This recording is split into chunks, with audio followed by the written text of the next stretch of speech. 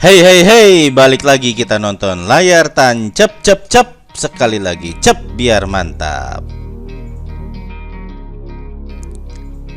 Kisah dimulai dengan adanya truk pengangkut cash yang terhadang oleh para pekerja konstruksi di jalan. Tapi ternyata para pekerja itu adalah rampok yang menguras isi truk tersebut. Lantas terdengar suara tembakan, tapi bukan di truk itu. Tidak lama berselang, kaburlah para perampok itu.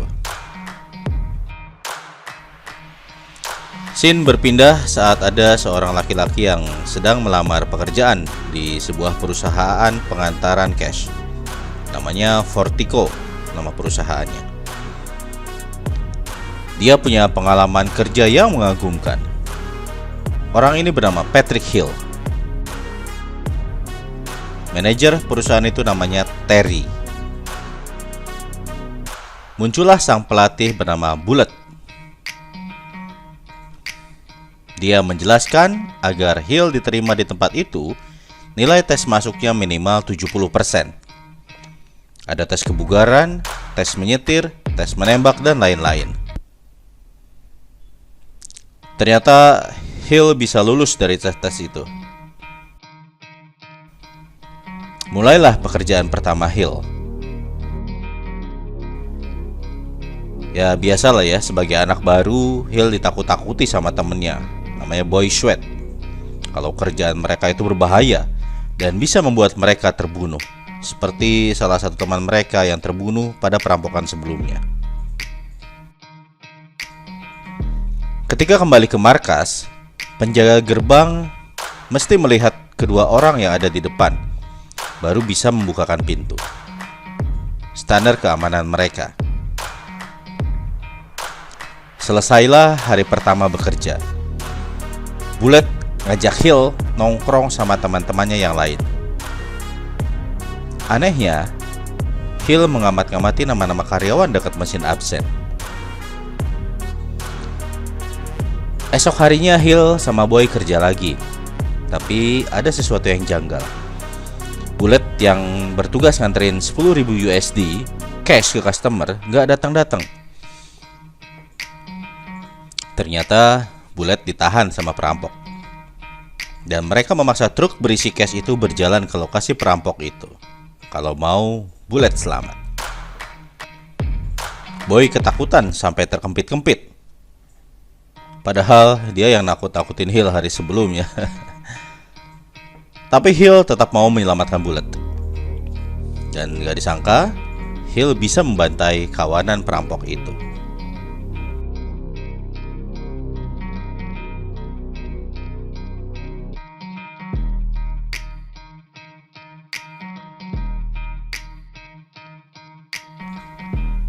Sesampainya di markas kembali, Hill diinterogasi soal kejadian itu sama FBI. Mereka heran, kok bisa Hill yang nilai tes masuknya pas-pasan mampu membantai kawanan perampok itu seorang diri. Setelah interogasi itu, manajernya bilang kalau tiap karyawan yang habis mengalami tindak kekerasan dalam pekerjaannya diberikan tugas di belakang meja selama minimal 1 bulan untuk healing lah namanya ya. Takutnya dia mengalami gangguan kejiwaan atau terguncang kejiwaannya atau ya kayak trauma gitulah. Hill nanya, "Apa gua kelihatan trauma?" "Tentu saja enggak," kata manajernya. "Tapi ini kebijakan perusahaan," katanya. "Lah gimana?" kata Hill. "Tugas gua kan ngantarin customer dengan selamat, dan itu udah gua lakuin." Lagi debat-debat gitu, muncullah ownernya Fortico, Black Halls namanya. Dia ngasih selamat sama Hill karena udah melaksanakan tugas dengan baik. Black meminta Hill buat istirahat hari itu. Lantas Black nyuruh Terry buat mempromosikan Hill, bukan disuruh pindah ke belakang meja. Karena Hill jadi inspirasi buat teman-teman lainnya di perusahaan. Dan pamor Fortico di luar juga jadi naik karena kejadian itu. Di luar, FBI yang menginterogasi Hill tadi nelpon bosnya. Bosnya bilang, biarkan Hill di situ, jangan diganggu. Ternyata dia kenal sama Hill.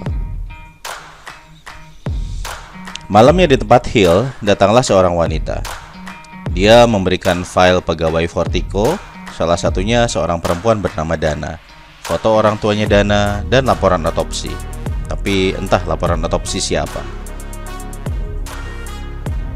Hari berikutnya, Hill melakukan pekerjaannya.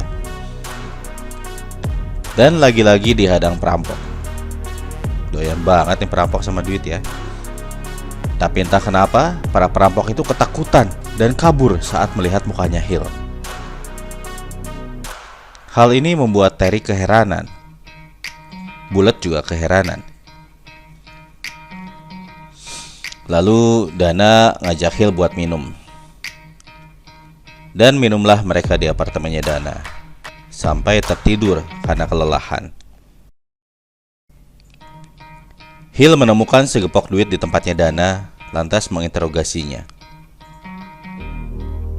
Karena info ortunya udah dipegang sama Hill, Dana pun ngaku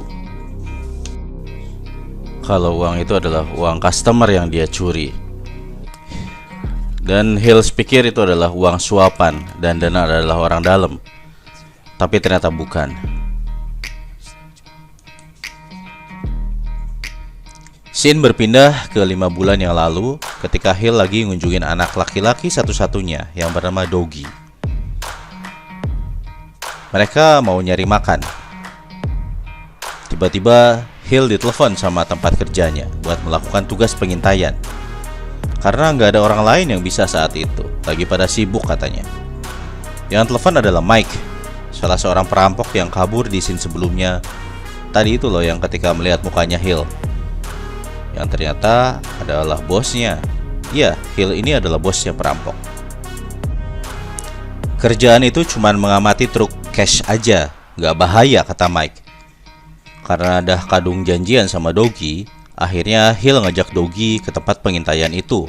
Karena cuma sebentar aja dan gak ada bahaya sama sekali. Habis itu mereka akan lanjut ke tempat makan. Ternyata truk yang diintai itu dirampok oleh para pekerja konstruksi di awal film. Ya, itu adalah scene di awal film ini. Doggy melihat para perampok itu dan ditembak oleh salah seorang perampok.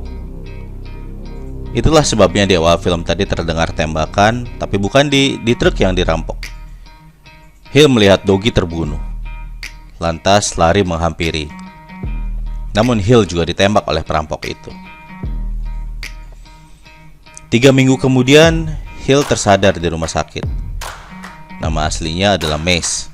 Dan memang benar, anaknya Doggy sudah terbunuh. Mace sangat terpukul. Begitu pula mantan istrinya, Jen, yang malah menyalahkan Mace. Mace yang ternyata memang berteman dengan bos FBI tadi sedang mencari info dari FBI. Tapi FBI lagi nggak punya info yang akurat. Dia cuma punya beberapa kemungkinan. Lantas Mace mau mencari info yang akurat itu sendiri. Tapi dia minta FBI nggak campur tangan. Mace bilang dia bisa mendapatkan pembunuh anaknya dalam waktu 2 minggu, bukan 20 tahun yang biasanya diperlukan oleh FBI.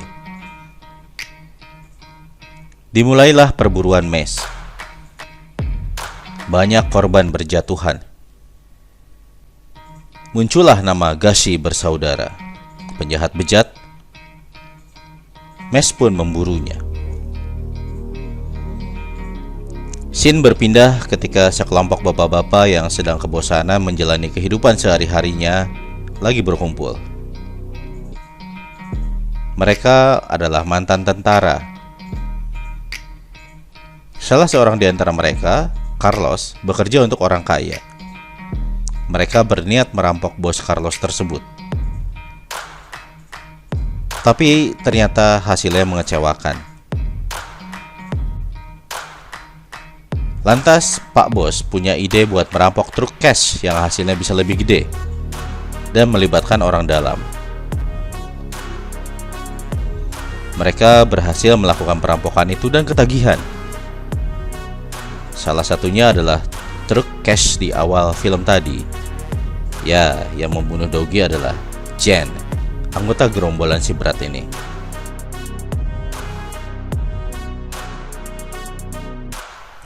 Lalu Pak Bos berencana melakukan pekerjaan terakhir dengan jumlah cash lebih dari 150 juta USD,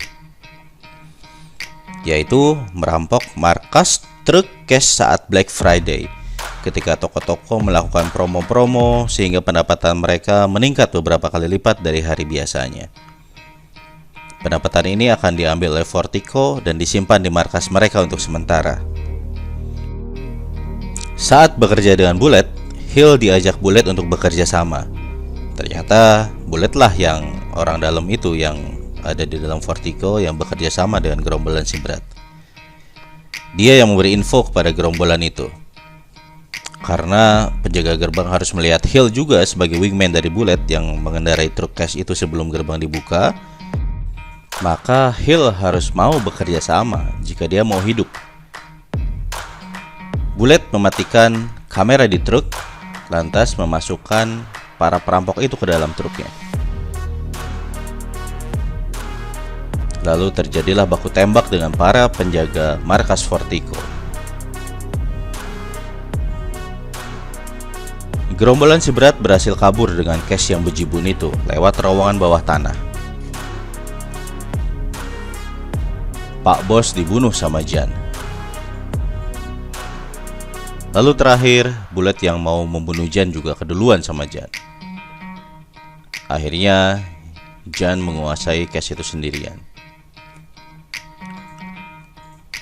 Ternyata Hill menyimpan pelacak di salah satu tas uang itu. Dan ternyata hasil otopsi yang dipegang oleh Hill selama ini itu adalah hasil otopsi anaknya. Peluru menembus tubuh anaknya. Peluru bersarang di hati, paru-paru, limpa dan jantung anaknya. Sehingga Hills pun akan melakukan hal yang sama kepada Jan dan menyerangkan peluru di hati, paru-paru, limpa dan jantung Jan. Kayak menu masakan Padang aja ya. Dan berhasil membalaskan dendamnya kepada Jan. Bos FBI muncul untuk membereskan kekacauan yang dibuat oleh Hill. Ya, ending yang sangat mantap sekali.